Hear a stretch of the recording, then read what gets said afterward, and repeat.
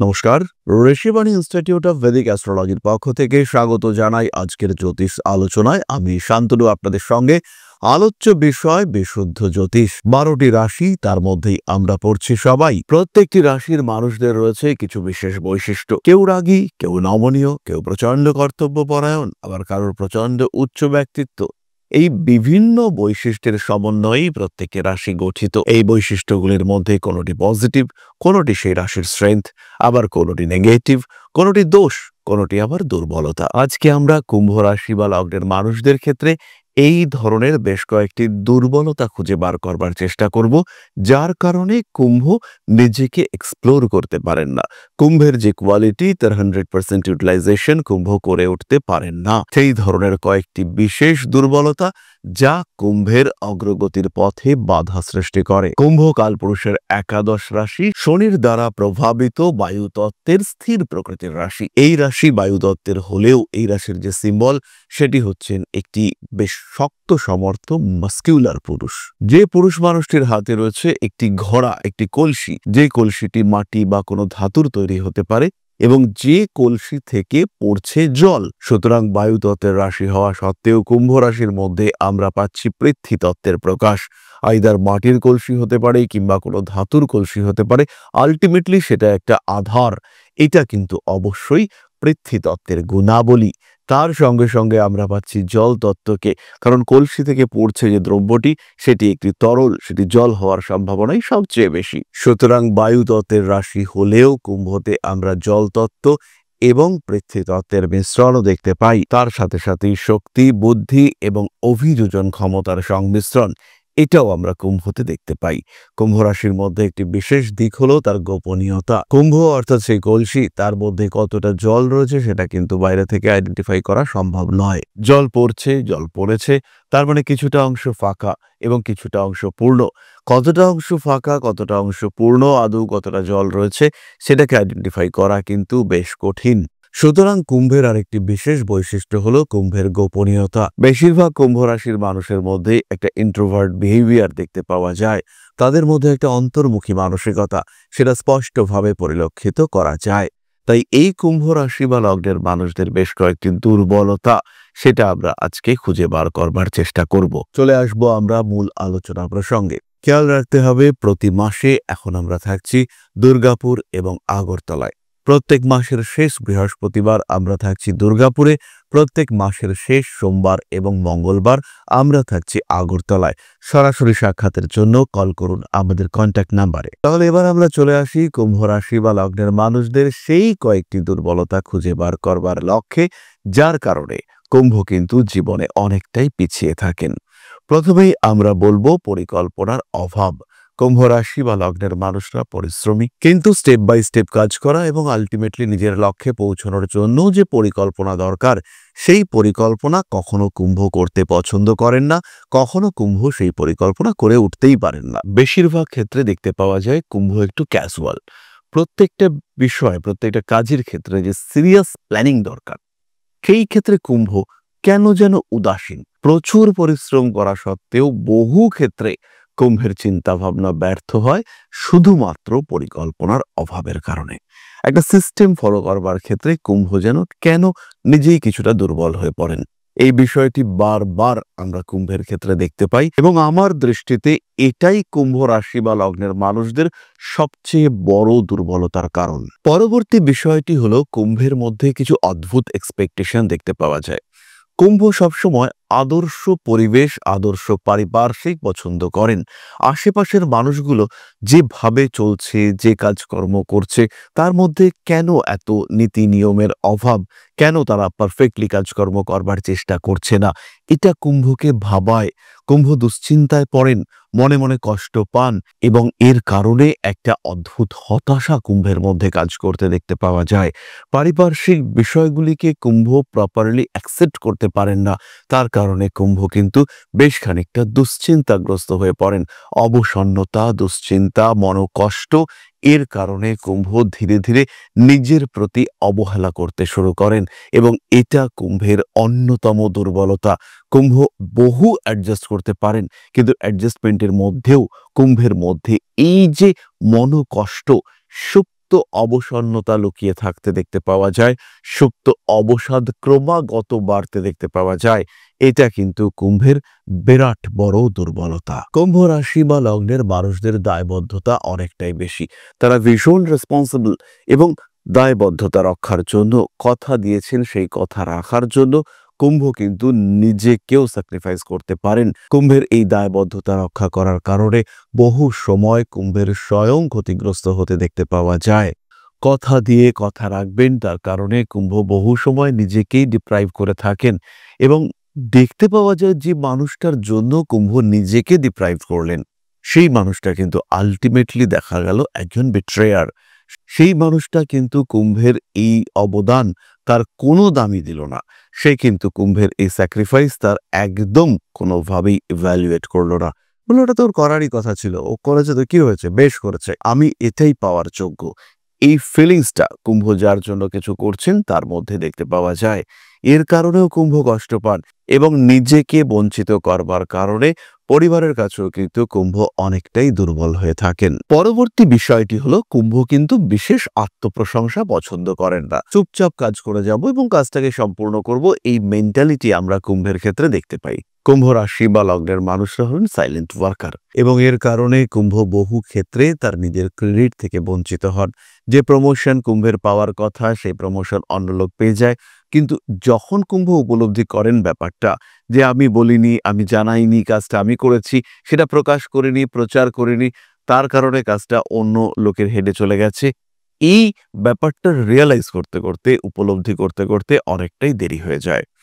এর কারণে কুম্ভ নিজেই নিজেকে বহু সময় বঞ্চিত করে ফেলেন, বঞ্চিত হতে দেখতে পান। সুতরাং কুম্ভ রাশি বা লগ্নের মানুষদের যে কোয়ালিটি সেই অনুযায়ী তারা কিন্তু রেসপেক্ট, সেই অনুযায়ী তারা কিন্তু আর্নিং কোনোটাই সঠিকভাবে করতে পারেন না। তবে কিছু কিছু ক্ষেত্রের পরিবর্তন দেখতে পাওয়া যায়। হতেই পারে কুম্ভ লগ্নের ওপরে দেবগুরু বৃহস্পতি বসে রয়েছেন, বৃহস্পতি শুক্রের সংযোগ তৈরি হয়েছে, এর ফলে কিন্তু কুম্ভ নিজেকে অনেকটাই এগিয়ে নিয়ে যেতে পারবেন। আলটিমেটলি গ্রহ সঞ্চার কিংবা গ্রহদের অবস্থা সেটাই শেষ কথা বলবে।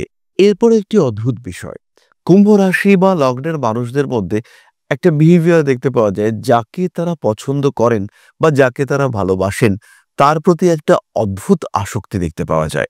তার কোনো কিছুই খারাপ নয়, তার সমস্ত কিছুই ভালো, তাকে সবসময় সাপোর্ট করার টেন্ডেন্সি, এই ব্যাপারটা কুম্ভের মধ্যে দেখতে পাওয়া যায়। সেই মানুষটার কোনো দোষী কুম্ভ দোষ হিসেবে দেখেন না, এরকম একটা বিহেভিয়ার আমরা কুম্ভের ক্ষেত্রে দেখতে পাই। এবং এই ধরনের বিহেভিয়ার কুম্ভ কিন্তু নিজেও বুঝতে পারেন যে সেই মানুষটার প্রতি আমি পক্ষপাতিত্ব করছি, মানুষটার সুযোগ নিচ্ছে, মানুষটা আমাকে ইউজ করছে, কিন্তু কুম্ভ সেই অবস্থার পরিবর্তন করতে পারেন না। পরিশেষে আমরা বলবো কুম্ভ রাশি বা লগ্নের কিছু কিছু ব্যক্তিত্বের মধ্যে একটু বাড়তি কথা বলার টেন্ডেন্সি দেখতে পাওয়া যায়। তারা এই কথা বলতে বলতে যে কথা বলা উচিত নয় সেটাও বলে ফেলেন, নিজের উপরে নিয়ন্ত্রণ হারিয়ে ফেলেন, তার কারণে কিছু সমস্যা দেখতে পাওয়া যায়। পরিবার, পরিবেশ, পরিজন তাদের মধ্যে কিছু জটিলতা সৃষ্টি হতে দেখতে পাওয়া যায়। এটাও কুম্ভের একটা দুর্বলতা। ভালোবাসার মানুষদের প্রতি অন্ধ স্নেহ, এটা কুম্ভের অন্যতম একটা দুর্বলতা। তার সঙ্গে সঙ্গে অতিরিক্ত ডেডিকেশন, এটাও কোনো কোনো সময় নেগেটিভ ইম্প্যাক্ট ক্রিয়েট করে। ইউজড হন কুম্ভ রাশি বা লগ্নের মানুষরা। কোনো একটা বিষয়ে দুঃখ পেলে সেটাকে কন্টিনিউয়াসলি ধরে রাখার প্রচেষ্টা, এটা কুম্ভের ক্ষেত্রে দেখতে পাওয়া যায়। জীবনের নেগেটিভ ইম্প্যাক্টগুলো থেকে কুম্ভ বেরোতে পারেন না।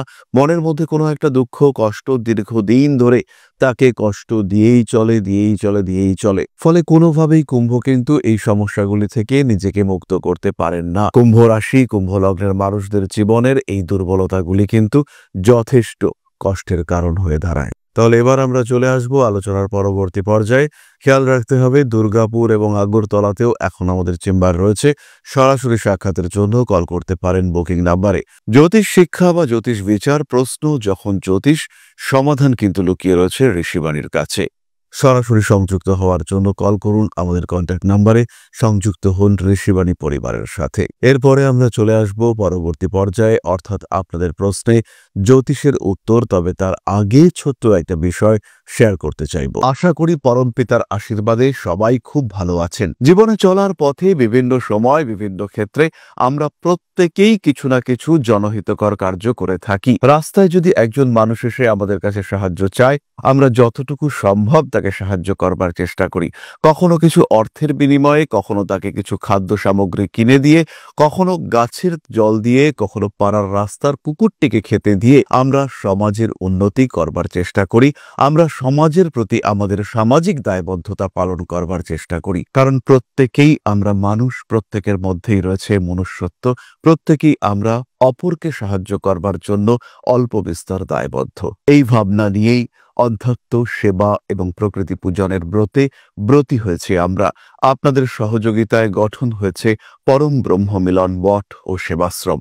দীর্ঘদিন ধরেই, প্রায় বিগত 3 বছর ধরে বিভিন্ন সময়ে, বিভিন্ন অবস্থায়, বিভিন্ন পরিস্থিতিতে মানুষের পাশে গিয়ে আমরা দাঁড়িয়েছি।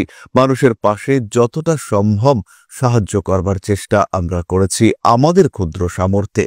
বারংবার আমরা পেয়েছি আপনাদের সাহচর্য, বারংবার আপনারা বাড়িয়ে দিয়েছেন আপনাদের সহযোগিতার হাত।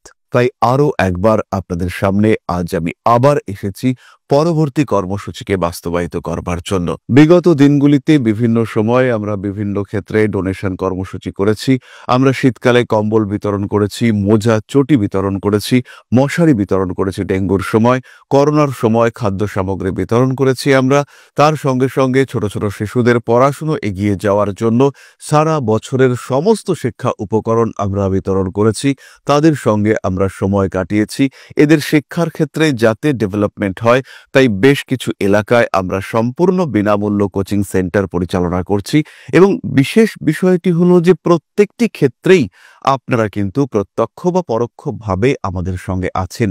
এই কর্মসূচিগুলিকে সঠিকভাবে এগিয়ে নিয়ে যাওয়ার জন্য এবার প্রয়োজন হয়ে পড়েছে একটি পরিকাঠামো, একটি সুগঠিত আশ্রমের, যেখানে বেশ কিছু মানুষ আশ্রয় পাবে, যেখানে বেশ কিছু বৃদ্ধ বৃদ্ধা তাদের দিনগুলিকে আরেকটু খুশির মধ্যে নিয়ে আসতে পারবেন, যেখানে বেশ কিছু অসহায় শিশু তাদের অভিভাবক খুঁজে পাবে, যেখানে বেশ কিছু নিষ্পাপ প্রাণ বিকশিত হওয়ার সুযোগ পাবে, যেখানে বেশ কিছু নিষ্পাপ প্রাণী তারা তাদের আশ্রয় খুঁজে পাবে। এই আশ্রম পরিকল্পনার জন্য, তার পরিকাঠামো নির্মাণের জন্য আমরা একটি জায়গা সিলেক্ট করেছি।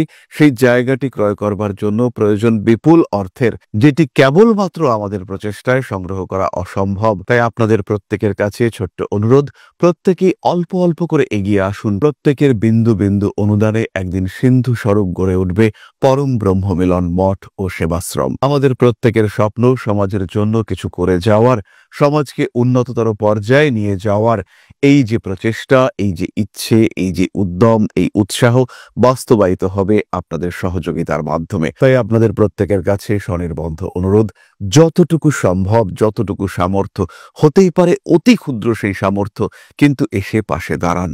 ইতিমধ্যেই বহু মানুষ তাদের যথাসম্ভব সাহায্যের হাত আমাদের দিকে বাড়িয়েছেন। আমরা তাদের প্রতি কৃতজ্ঞ, আমাদের আন্তরিক ধন্যবাদ আমরা জানাই তাদের প্রতি। এবং আপনাদের কাছেও আমাদের অনুরোধ, আপনারাও একটু একটু করে এগিয়ে আসুন।